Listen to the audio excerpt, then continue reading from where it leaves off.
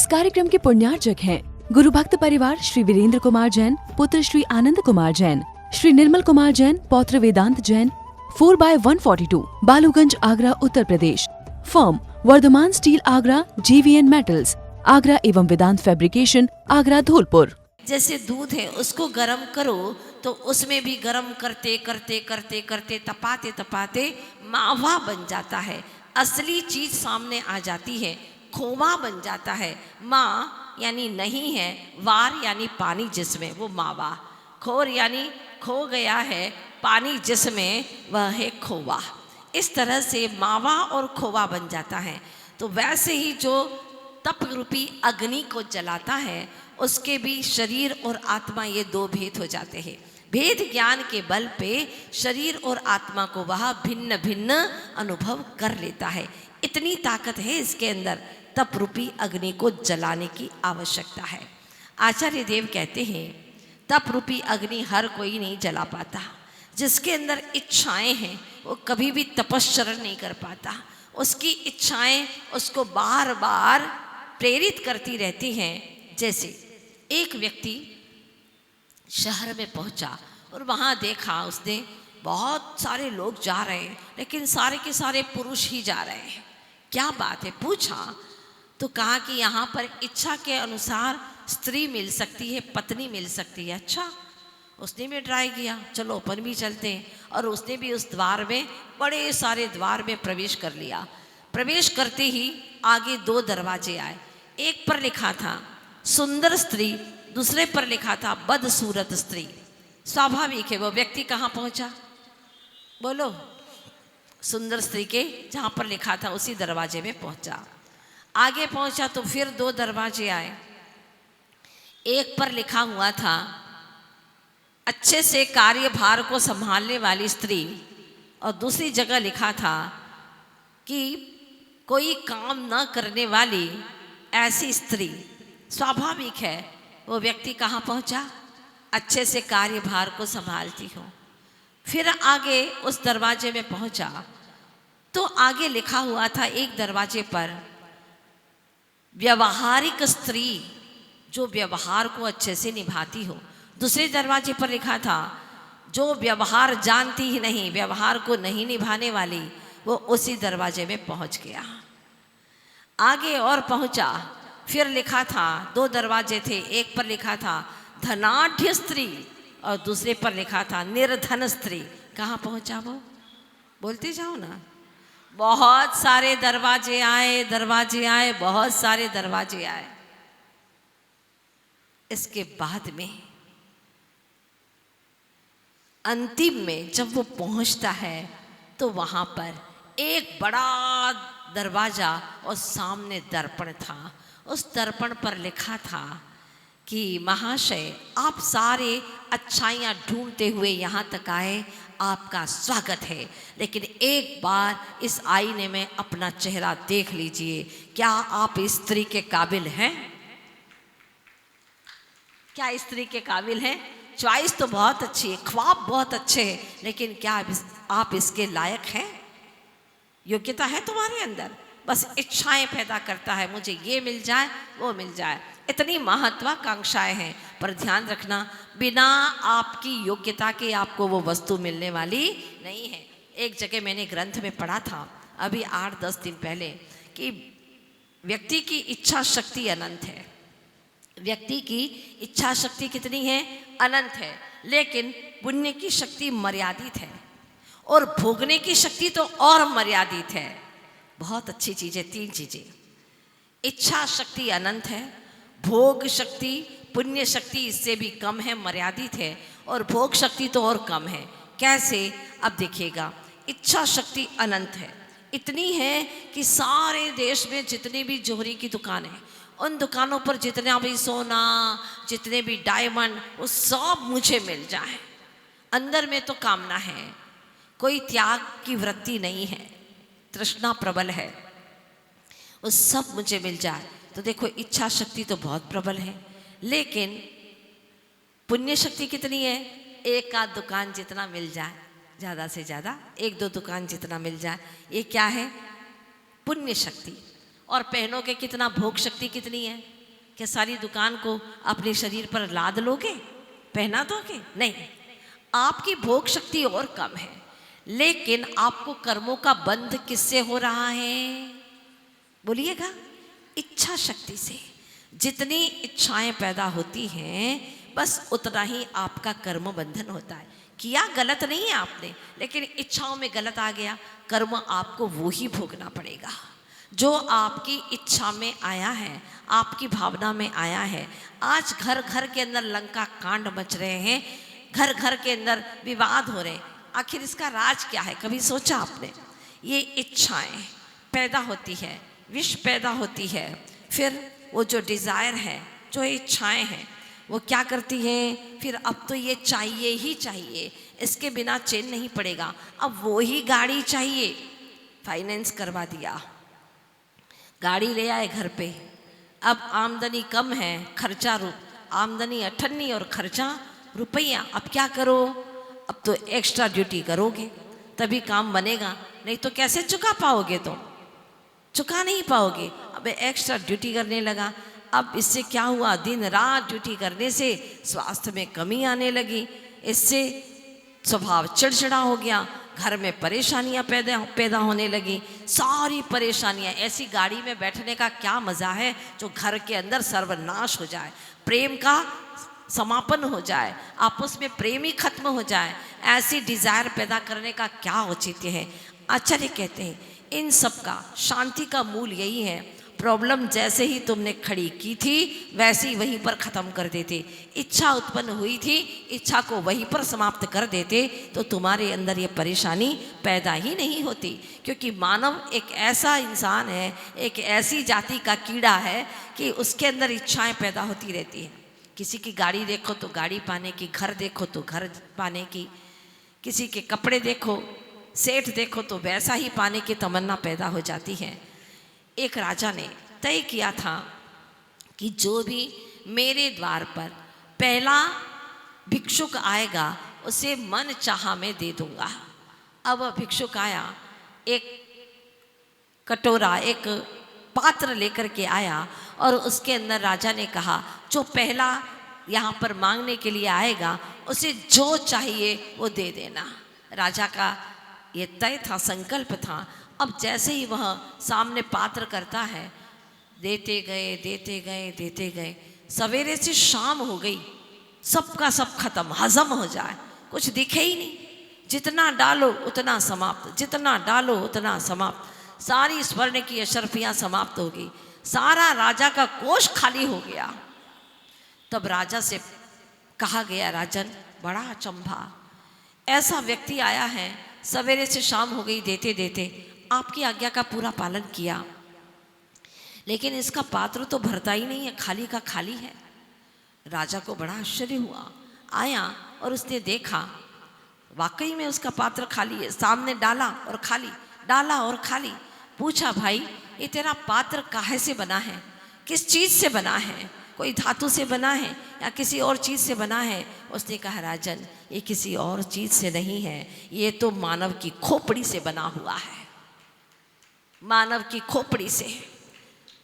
जितना दो उतना लेता जाएगा, लेता जाएगा, लेता जाएगा, उसको कभी तृप्ति होती ही नहीं है। आज तक ये जीव दुखी हुआ है तो अपनी इच्छाओं से हुआ है। इसके जैसा सुंदर रूप मुझे मिल जाए, ऐसी प्रसिद्धि मुझे मिल जाए, काम करो ना वैसा, मांगने की जरूरत ही नहीं है। तुम ऐसे वृक्ष के तले आ गए हो, इस मानव तरु के छाँव में आ गए हो, अब यहाँ आकर के तुम्हें कुछ मांगने की ज़रूरत नहीं है, पुरुषार्थ करने की ज़रूरत है। आचार्य वादा करते हैं कि अगर तूने पुरुषार्थ किया तो तू इंसान से भगवान बन सकता है, जहाँ कोई मांगने की आवश्यकता ही नहीं है। बट इतना आवश्यक है कि सेल्फ इंक्वायरी करें। अगर जिसने अपनी इंक्वायरी करना शुरू कर दी, फिर सेल्फ कंट्रोल करें अपनी बुरी इच्छाओं के ऊपर कि जहाँ मेरी बहुत आव भगत हो रही है, बहुत सम्मान हो रहा है, प्रशंसा हो रही है, अंदर से इच्छा को तोड़ दे। मुझे ये नहीं चाहिए, ये प्रशंसा ही पतन का कारण है चेतन, ये प्रशंसा ही तेरे पतन का कारण है। और तुझे तो गुप्त रहना है, प्रभु की नज़रों में रहना है। जो प्रभु की नज़रों में रहेगा वो सारे तीन लोक की नज़रों में रहेगा, क्योंकि भगवान की नज़रों में तीनों लोक समाहित है। इसीलिए जो विषय भोगियों के प्रशंसा के चक्कर में आ गया, यकीनन मानिएगा कि उसका जीवन सर्वनाश हो जाता है। इसलिए पहले मन को जीतो। आचार्य कहते मन के जीते जीत है, मन के हारे हार। सच्ची घटना, जब राजा के ऊपर आक्रमण किया गया पड़ोसी राजा ने, और वो बहुत बड़ा सेना का अधिपति था, इतनी बड़ी सेना को जीतना उस राजा की हिम्मत की बात नहीं थी। उसने अपने मंत्रियों से सलाह की, क्या करे क्या करे, वो आक्रमण करने के लिए आ रहा है और हम जीत नहीं पाएंगे, हमारी सेना बहुत कम है, क्या करें। मंत्री ने बहुत अच्छा सुझाव दिया, राजन आप घबराएं नहीं। और मंत्री बहुत ही अच्छा, सशक्त, भावों से बलिष्ठ और धर्म पर श्रद्धा करने वाला था। उसने कहा, राजन घबराते क्यों हैं, यहाँ नगर के बाहर एक विद्वान रहता है, वो विद्वान जो कहता है वो सच ही निकलता है। अपन पूछ लेते एक बार उसके पास में जा कर के, अगर वह कहता है कि तुम्हारी जीत होगी तो पक्की बात है कि जीत होगी ही होगी। चलिए ठीक है, बहुत अच्छी बात है। और मंत्री को साथ ले जा कर के राजा उस विद्वान के पास में, जो नगर के बिल्कुल बाहर एक झोपड़ी के अंदर आत्म साधना करते थे, उनके पास में पहुँचे। पहले से बातचीत हो गई थी और विद्वान ने कहा, सीधी सी बात है, ये जो सिक्का है मेरे पास में, मैं इसको डालूंगा, अगर सीधा पड़ जाए तो आपकी जीत है और उल्टा पड़े तो तुम्हारी निश्चित हार है। ठीक है डालो, कोई बात नहीं, पता तो चल जाएगा। डाला गया और बिल्कुल सिक्का बोलो कैसा पड़ा, सीधा, एकदम सीधा सीधा पड़ा।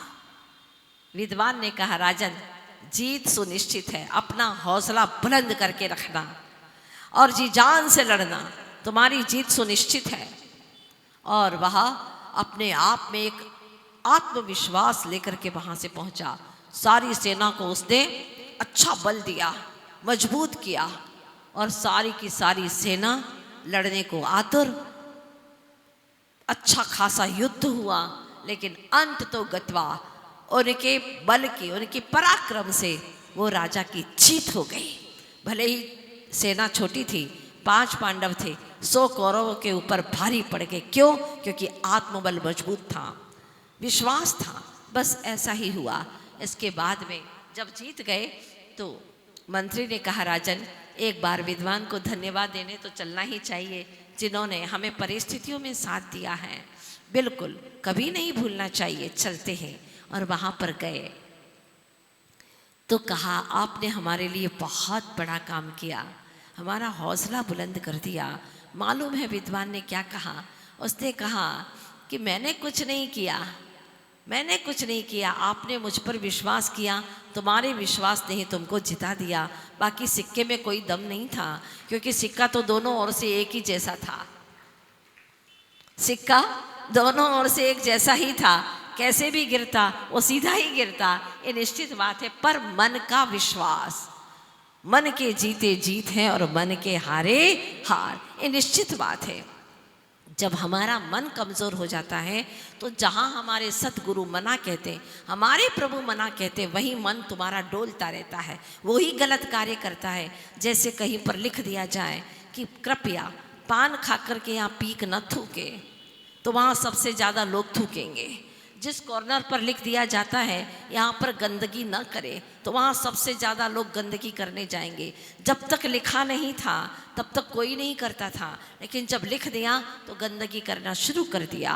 पहले कोई देखता ही नहीं था, लेकिन जब से खिड़की के ऊपर लिख दिया, जो सड़क के वहाँ पर खिड़की थी घर की, वहाँ लिख दिया कृपया यहाँ पर कोई भी अंदर न झांके।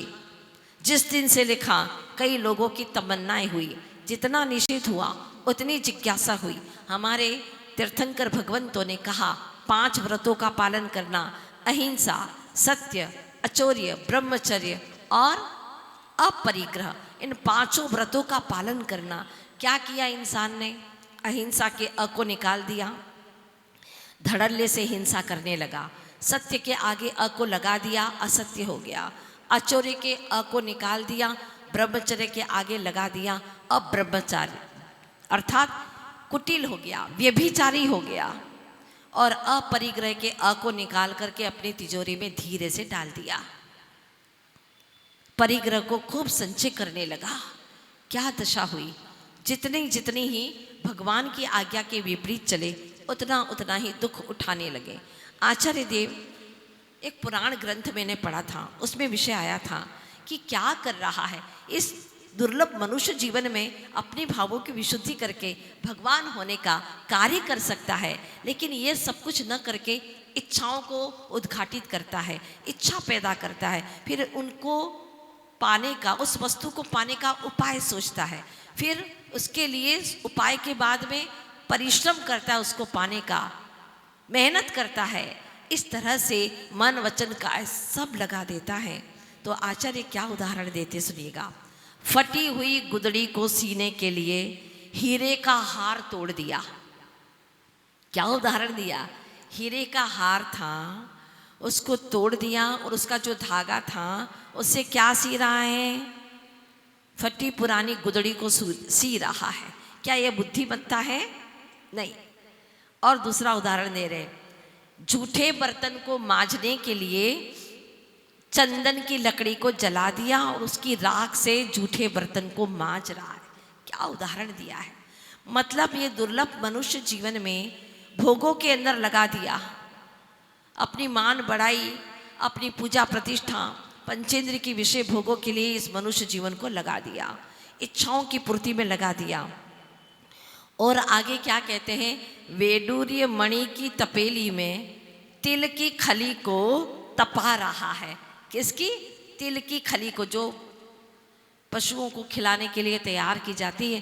किसकी तपेली में? वैडूर्य मणि की तपेली में। ओ हो, ऐसी जघन्य वस्तु को और पशुओं को खिलाने के लिए। इस कार्यक्रम के पुण्यार्चक थे गुरु भक्त परिवार श्री वीरेंद्र कुमार जैन, पुत्र श्री आनंद कुमार जैन, श्री निर्मल कुमार जैन, पौत्र Vedant Jain, 4/142, Baluganj, Agra, Uttar Pradesh. Firm Vardhaman steel Agra, JVN metals Agra एवं वेदांत फैब्रिकेशन आगरा, धौलपुर।